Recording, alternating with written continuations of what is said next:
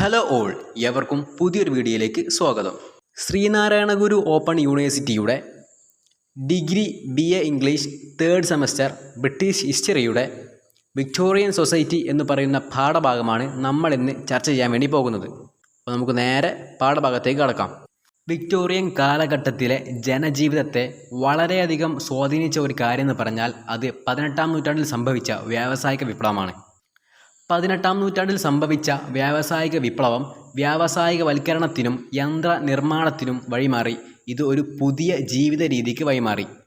ഇരുമ്പിൻ്റെയും ഉരുക്കിൻ്റെയും അമിതമായിട്ടുള്ള ഉപയോഗം പ്രകൃതി വിഭവ ശോഷണത്തിനും വൻതോതിൽ വസ്തുക്കൾ ഉപയോഗിക്കുന്നതിനും കാരണമായി. വ്യാവസായിക വിപ്ലവത്തോടെ ജനങ്ങൾ നഗരങ്ങളിലേക്ക് കുടിയേറുന്നത് ഒരു പതിവായ കാര്യമായി. 19ാം നൂറ്റാണ്ടോടെ 50% ജനവും നഗരങ്ങളിൽ വസിക്കാൻ ആരംഭിച്ചു എന്ന് കണക്കാക്കപ്പെടുന്നു. നഗരജീവിതം കൂടുതൽ ദുസ്സഹമായിരുന്നു. നഗരങ്ങളിൽ തിങ്ങിക്കൂടിയ ജനങ്ങൾ ജീവിക്കാൻ ഒരുപാട് ബുദ്ധിമുട്ടി. നഗരങ്ങളിൽ വ്യാപിച്ച ടൈഫസ്, വസൂരി, ഛർദി എന്നിവ മൂലം 31,000-ൽ-അധികം ജനങ്ങളുടെ മരണത്തിന് കാരണമായി. തുടർന്നു കൊണ്ടുവരപ്പെട്ട പരിഷ്കാരങ്ങളൊക്കെ ഈ പ്രശ്നങ്ങളൊക്കെ ഏകദേശം നികത്തപ്പെട്ടു. അതായത് നഗരജീവിതത്തെ ഒരുപാട് നോർമലാക്കാൻ കഴിഞ്ഞു. വിക്ടോറിയൻ കാലഘട്ടത്തിലെ സമൂഹവും സംസ്കാരവും മധ്യവർഗം എന്നുള്ള സമൂഹം പ്രബല വർഗമായി മാറി.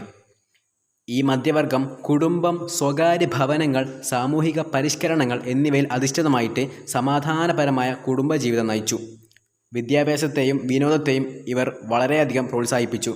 1900-ഓടെ ഇംഗ്ലണ്ടിലും വെയിൽസിലും മാത്രമുള്ള കണക്ക് പ്രകാരം ഏകദേശം 3% മാത്രം നിരക്ഷരരായിരുന്നു അവിടെ ഉണ്ടായിരുന്നതെന്നുള്ളതാണ്. അത്രത്തോളം ഇവർ വിദ്യാഭ്യാസത്തെ പ്രോത്സാഹിപ്പിച്ചിട്ടുണ്ടായിരുന്നു. 19ാം നൂറ്റാണ്ടിൽ വ്യാവസായിക വിപ്ലവം വളരെയധികം മാറ്റങ്ങൾ സമൂഹത്തിൽ കൊണ്ടുവന്നു. വൈദ്യുതി, റെയിൽ ഗതാഗതം, ടെലിഗ്രാഫി എന്നിവയിലെ പുരോഗതിയിൽ അവർ കൈവരിച്ചു. ഈ പുരോഗതിയൊക്കെ അവർ കൈവരിച്ചു. വ്യാവസായിക വിപ്ലവത്തോടെ തൊഴിലാളികളുടെ കയ്യിൽ പണം നിലനിന്നു. വിനോദത്തിന് വേണ്ടി അവർ പുസ്തകങ്ങളെ ആശ്രയിച്ചു. ഇത് പുസ്തകങ്ങളുടെ വിലവർധനവിന് കാരണമായി. വായന ഒരു പൊതുവായ കാര്യമായിട്ട് മാറി. ബാലസാഹിത്യങ്ങൾ, ഗോത്തിക് ഫിക്ഷനുകൾ, ഷേക്സ്പിയറുടെ കൃതികൾ ഇവയ്ക്ക് അടക്കം ഒരുപാട് പുസ്തകങ്ങളുടെ ഉത്ഭവത്തിലേക്ക് ഇത് നയിച്ചു. വനിതാ പത്രങ്ങൾ, സയൻസ് ഫിക്ഷൻ, തെരുവ് സാഹിത്യം തുടങ്ങിയവ കൂടുതൽ ജനസഹജമായി മാറി. പണവും വിദ്യാഭ്യാസവും ലഭിച്ച വിക്ടോറിയൻ ജനത ട്രെയിൻ സർവീസുകൾ ഉപയോഗിക്കുകയും വിനോദസഞ്ചാരം നടത്തുകയും ചെയ്തു. ഇത് വിനോദസഞ്ചാര കേന്ദ്രങ്ങളുടെ വർധനവിന് കാരണമായി. അതായത് വ്യാവസായിക വിപ്ലവത്തോടെ ഫാക്ടറിയിൽ നഗരത്തിൽ തൊഴിൽ ചെയ്തുകൊണ്ട് ജനങ്ങളുടെ കയ്യിൽ ഏകദേശം അത്യാവശ്യത്തിന് പണം വരാൻ തുടങ്ങി.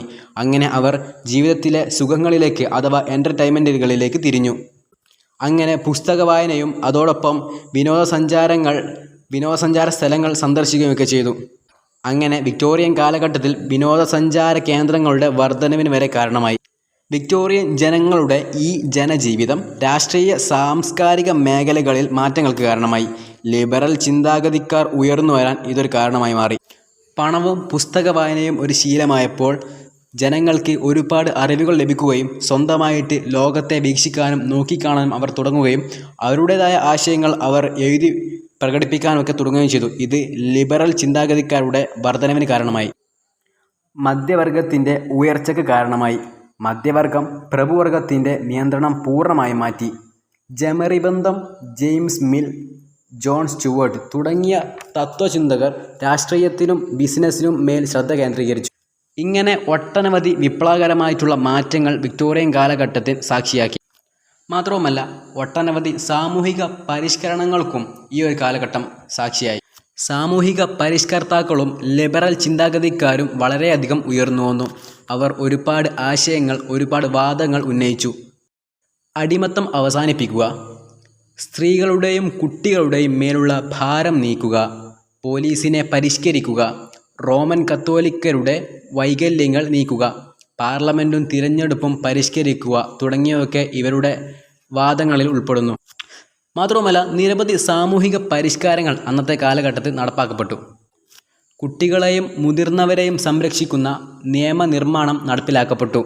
ബാലവേല, ഖനികളിലെയും ഫാക്ടറികളിലെയും സുരക്ഷ, പൊതുജനാരോഗ്യം, ബ്രിട്ടീഷ് സാമ്രാജ്യത്തിലെ അടിമത്തത്തിൻ്റെ അന്ത്യം, വിദ്യാഭ്യാസം എന്നിവ പരിഷ്കരിക്കപ്പെട്ടു. മാത്രവുമല്ല, തൊഴിൽ സമയപരിധിയിൽ പരിഷ്കരണങ്ങൾ വരെ കൊണ്ടുവരപ്പെട്ടു. അപ്പോൾ ഈ ഒരു കാലഘട്ടത്തിലൂടെ അവിടുത്തെ ജനങ്ങൾ എത്രത്തോളം അഡ്വാൻസ്ഡ് ആയി വരുന്നു എന്ന് നമുക്ക് മനസ്സിലാക്കാൻ കഴിയും. അപ്പോൾ ഈ വിക്ടോറിയൻ കാലഘട്ടം നമ്മൾ പരിശോധിക്കുമ്പോൾ ഇതിൻ്റെ ബേസ്മെൻറ്റ് എന്ന് പറയുന്നത് ഇൻഡസ്ട്രിയൽ റെവല്യൂഷനാണ്, അഥവാ വ്യാവസായിക വിപ്ലവമാണ്. അപ്പോൾ വ്യാവസായിക വിപ്ലവം എന്ന് പറഞ്ഞാൽ അവരെ അത്രത്തോളം സ്വാധീനിച്ച ഒന്നായിരുന്നു. കാരണം വെറും ഒരു കൃഷിയിൽ അധിഷ്ഠിതമായിട്ട് ജീവിച്ച, വെറും കൈത്തറി വ്യവസായങ്ങളൊക്കെ ആയിട്ട് ജീവിച്ച ജനങ്ങളെ ഇത്രത്തോളം അഡ്വാൻസ്ഡ് ആയിട്ട്, ഇത്രത്തോളം നഗരവൽക്കരണത്തിലേക്കും അതുപോലെ തന്നെ വ്യാവസായികമായിട്ട് യന്ത്രനിർമ്മാണത്തിലേക്കും കാര്യങ്ങളിലേക്കൊക്കെ ഇവരെ നീക്കാൻ ഈ ഒരു വ്യാവസായിക വിപ്ലവത്തിന് സാധിച്ചിട്ടുണ്ട്. അപ്പോൾ ഏകദേശം ഇത്രയൊക്കെയാണ് പ്രധാനമായിട്ടും വിക്ടോറിയൻ സൊസൈറ്റി എന്ന പാഠഭാഗത്തിൽ നമുക്ക് ചർച്ച ചെയ്യാനുള്ളത്. ഈ ഒരു വീഡിയോ നിങ്ങൾക്ക് ഉപകാരപ്രദമായെന്ന് കരുതുന്നു. ഉപകാരപ്രദമായെങ്കിൽ തീർച്ചയായും നമ്മുടെ ചാനൽ സബ്സ്ക്രൈബ് ചെയ്യുക, പരമാവധി നിങ്ങളുടെ ഫ്രണ്ട്സുകളിലേക്കൊക്കെ ഷെയർ ചെയ്യുകയും ചെയ്യുക. ഓക്കെ, മറ്റൊരു വീഡിയോയുമായി വീണ്ടും കാണാം. Good bye.